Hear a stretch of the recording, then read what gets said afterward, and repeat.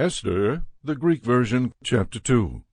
After these things the king's anger abated, and he no longer was concerned about Vashti, or remembered what he had said, and how he had condemned her. Then the king's servant said, Let beautiful and virtuous girls be sought out for the king. The king shall appoint officers in all the provinces of his kingdom, and they shall select beautiful young virgins to be brought to the harem in Susa, the capital.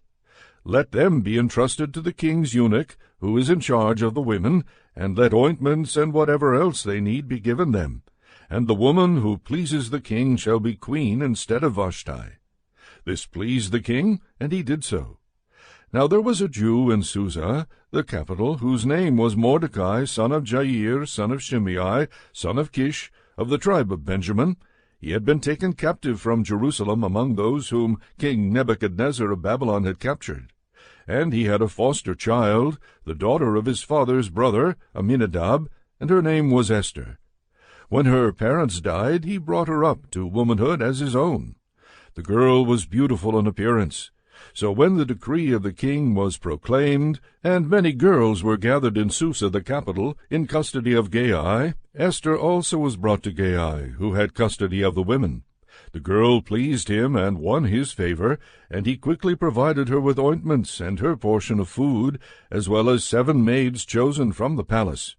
He treated her and her maids with special favor in the harem. Now Esther had not disclosed her people or country, for Mordecai had commanded her not to make it known. And every day Mordecai walked in the courtyard of the harem to see what would happen to Esther. Now the period after which a girl was to go to the king was 12 months. During this time the days of beautification are completed, 6 months while they are anointing themselves with oil of myrrh, and 6 months with spices and ointments for women. Then she goes in to the king.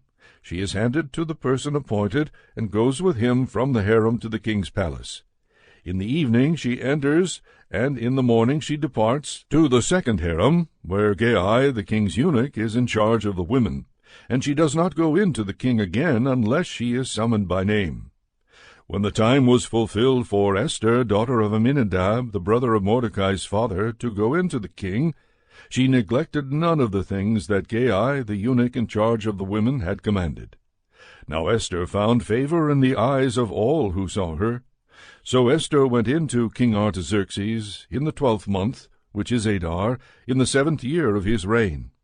And the king loved Esther, and she found favor beyond all the other virgins, so he put her on the queen's diadem. Then the king gave a banquet lasting 7 days for all his friends and the officers to celebrate his marriage to Esther, and he granted a remission of taxes to those who were under his rule. Meanwhile Mordecai was serving in the courtyard. Esther had not disclosed her country, such were the instructions of Mordecai, but she was to fear God and keep his laws, just as she had done when she was with him. So Esther did not change her mode of life.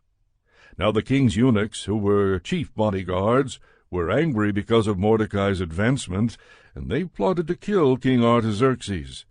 The matter became known to Mordecai, and he warned Esther, who in turn revealed the plot to the king. He investigated the 2 eunuchs and hanged them. Then the king ordered a memorandum to be deposited in the royal library in praise of the good will shown by Mordecai.